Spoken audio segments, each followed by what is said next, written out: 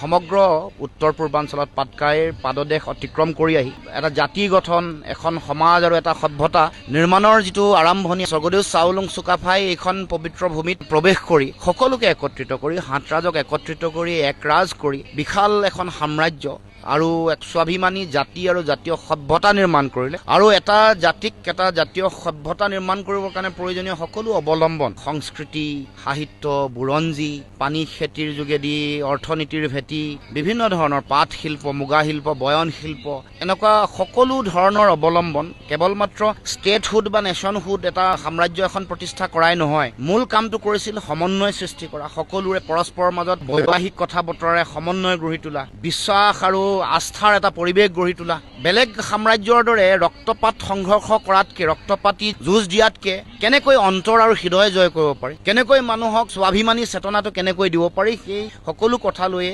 স্বৰ্গদেউ চাওলুং চুকাফাই ইয়াত মানুহক সকলোকে একত্ৰিত কৰিছিলে। আৰু সেইকাৰণে ইমান দীঘলীয়া এটা পৰিক্ৰমা 600 বছৰ শাসন কৰাটো মই ভাবোঁ যে এটা পৰিয়ালে, এটা ৰাজবংশই এইটো পৃথিৱীৰ ইতিহাসত বিৰল।